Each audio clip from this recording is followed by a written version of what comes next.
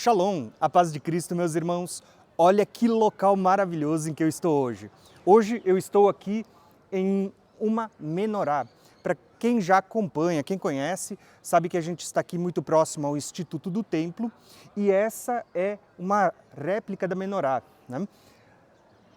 Eu gosto muito dessa imagem porque, para mim, ela é muito simbólica e ela é uma chave que nos ajuda a desbloquear muitas revelações bíblicas. E eu quero citar algumas delas aqui para vocês, aproveitando esse local. Olha só que interessante, quando a gente lê Êxodo, Deus vai dar uma ordem a Moisés que construísse um modelo de tudo aquilo que ele havia visto no céu. Então, quando a gente olha para todas as coisas, desde o tabernáculo, o altar de sacrifícios, a bacia d'água, a mesa dos pães da proposição, o altar de holocausto, a própria arca da aliança, que é um símbolo do trono de Deus, você vai ver que todas essas coisas eram modelo e que representavam algo celestial. E não é diferente com a menorá. A menorá, ela tem muitos símbolos e eu quero trazer aqui para vocês alguns deles que eu acho fantástico. Para vocês terem uma ideia, a orientação que Deus havia dado é que fizesse uma peça única de ouro batido, que tivesse ali, em cada uma das 7 hastes, tivesse 3 romãs, e essa romã ela era constituída de 3 peças, que era a flor, o fruto e o botão. Então você tinha em cada uma destas 3 hastes, exceto na haste central que você teria 4, né?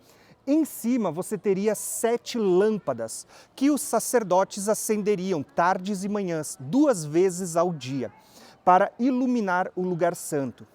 Quando a gente olha para a primeira menorá, existem alguns estudiosos que dizem que a base da menorá é como se ela fosse a raiz de uma planta, tanto que você vai ver que ela é o formato de uma planta. Você tem o caule principal e os seus ramos. Porém, hoje eu quero falar do simbolismo, de uma maneira bem prática, bem resumida, e posteriormente, para quem acompanha o nosso canal Graça e Conhecimento, vai ver que lá a gente tem muito conteúdo já falando desta menorá.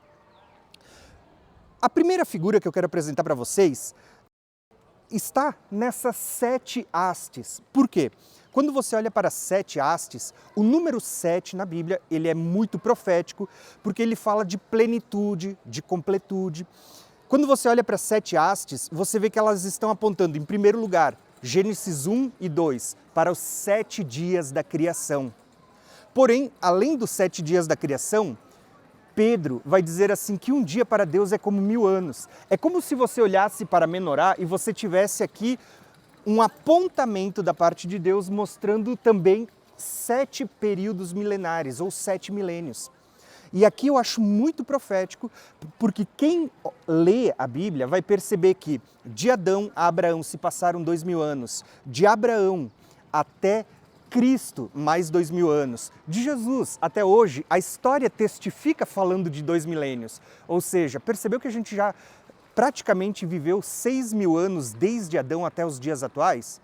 Particularmente, o que está faltando ou o que está sobrando agora se cumprir é o 7º milênio, aquele descrito em Apocalipse 20, quando você olha para o reino milenar, aonde Cristo estabelecerá o seu reino sobre a terra. Porém, você vai ver que essa é a primeira revelação. A menorá é uma chave que vai desbloquear muitas delas. Por exemplo, quando você olha para a menorá, lá em cima tinha 7 lâmpadas acesas. E lâmpada na Bíblia ela é um símbolo que aponta para a palavra de Deus. Então o que você vai ter? Os salmistas declarando, lâmpada para os meus pés é a tua palavra, Senhor. Você sabia que quando você olha não só para as romãs que você vê ali, mas quando você conta o botão, a flor e o fruto, você vai ver que desde o princípio, contando as primeiras 3 hastes e a haste central, você tem um número de 39. Olha que interessante, 39. Se você contar as próximas 3 hastes, você vai ter o número 27. E isso talvez vai te lembrar alguma coisa, porque 39 mais 27, a soma é 66. Você vai ver que nós temos o Velho e o Novo Testamento sendo demonstrado aqui. Mas isso é interessante porque você vai perceber que isso conecta também com Cristo, a vinda de Cristo. Porque lembra que a Bíblia dizia para nós que um cordeiro, para ser sacrificado no dia 14, na Páscoa, ele seria separado por 4 dias e na virada do quarto para o quinto, você tinha o sacrifício do cordeiro. Olha que interessante, porque se você contar 4 hastes na virada para a quinta, se tratando de milênios, é o período da vinda de Cristo. Então, as primeiras 4 hastes, você tem os 39 livros do Velho Testamento. Nas últimas 3, você tem os 27 que compõem o Novo Testamento. Lembrando que quando a gente fala, eu estou me referindo à primeira aliança e à nova aliança. Você vai ter exatamente tipificado aqui, lâmpada para os nossos pés. Só que essa revelação ela é tão ampla que você vai ver, por exemplo, as festas sendo tipificadas aqui.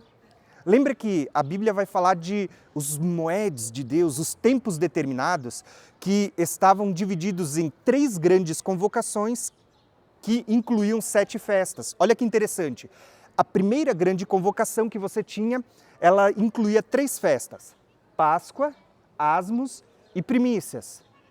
Depois vinha a segunda grande convocação, que era Pentecostes. E por fim, você teria a última grande convocação, que é mais 3 festas: trombetas, expiação e Sucote, tabernáculos.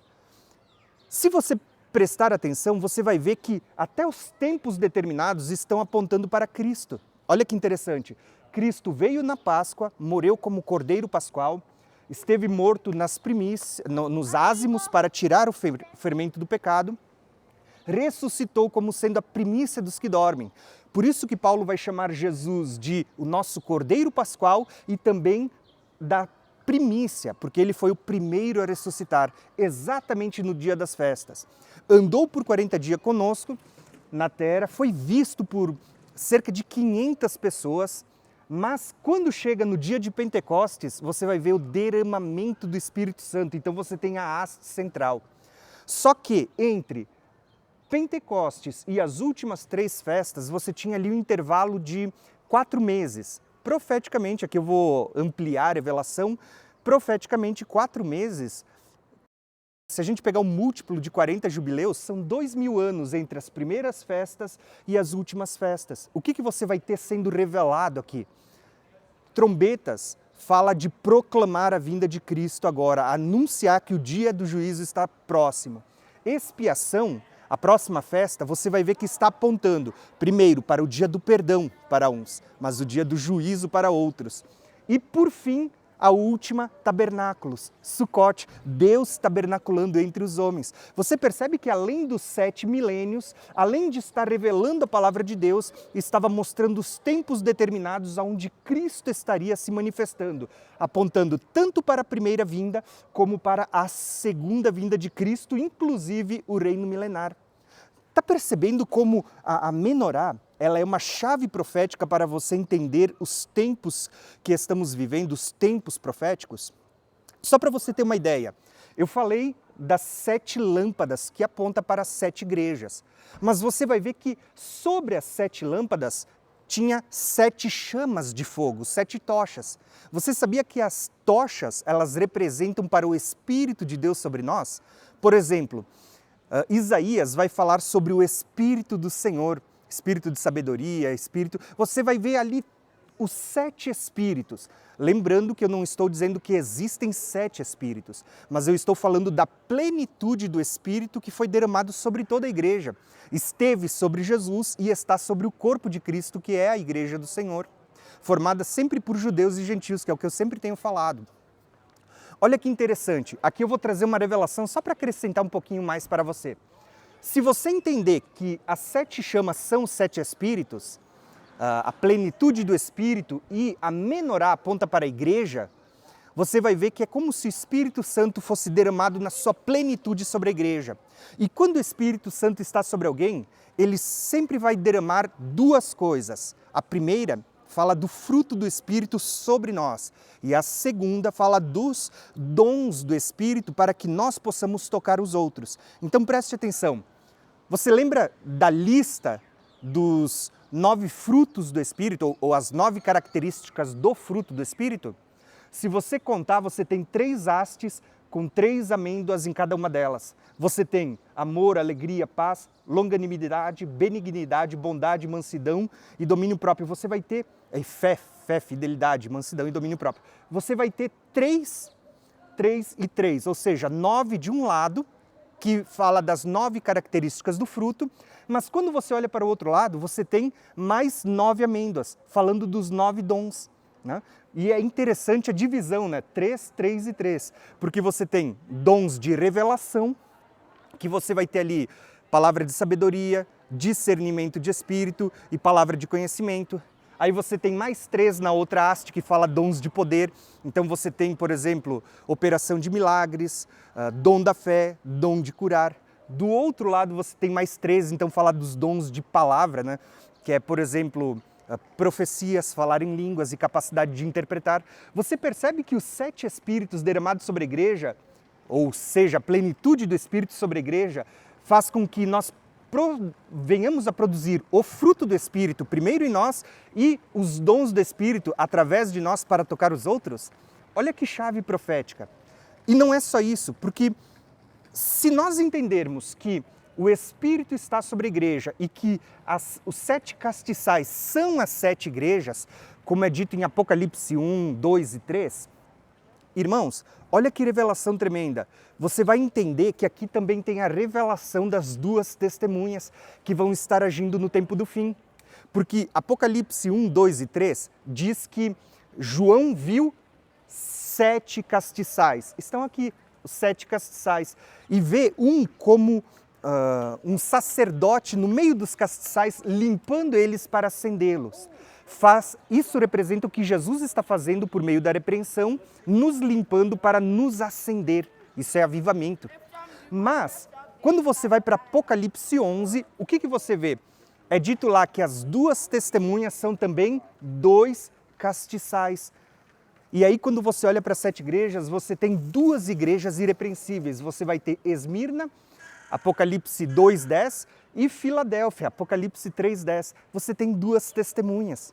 E isso é tremendo, irmãos, porque se você acompanhar aquilo que a gente já gravou durante essa viagem, eu e alguns momentos junto com o irmão Clério, você vai perceber que isso está apontando para judeus e gentios que estão unidos em Cristo, na mesma árvore, na mesma oliveira. Detalhe, perceberam que a menorá é como se fosse uma árvore?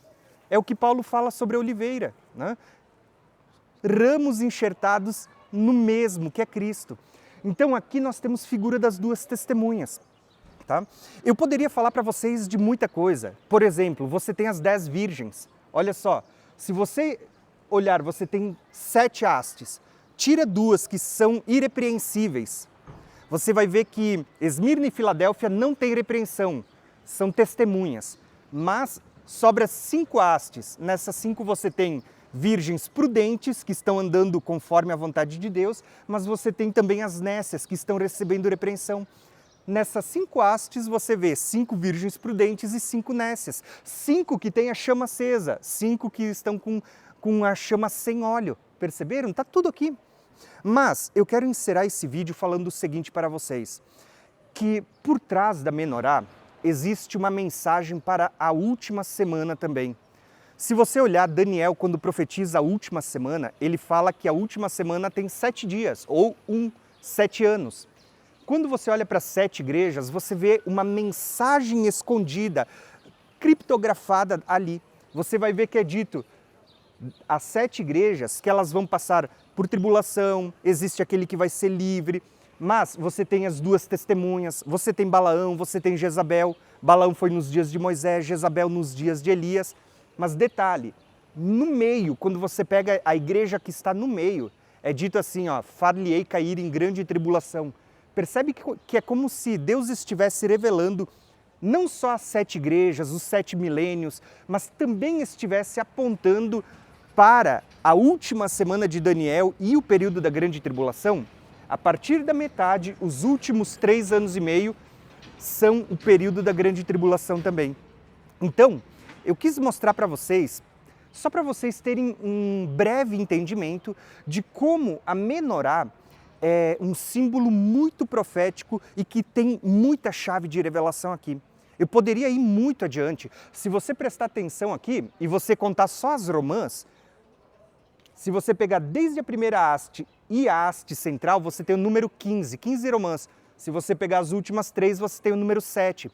15, dia 15 do mês 7, para quem estuda os tempos determinados, sabe que está apontando para a festa do tabernáculo, aonde Cristo vai voltar e vai estar reinando sobre essa terra.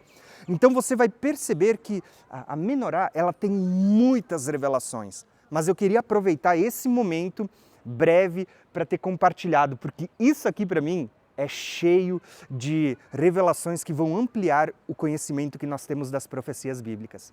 Então, gente, desde já quero te agradecer por ter acompanhado a gente e eu quero te fazer um convite. Se você deseja viajar pelas páginas da Bíblia, conhecer estes e outros tantos lugares, eu quero te convidar para fazer parte da nossa caravana junto com a Sion Tour e vir conhecer as páginas da Bíblia.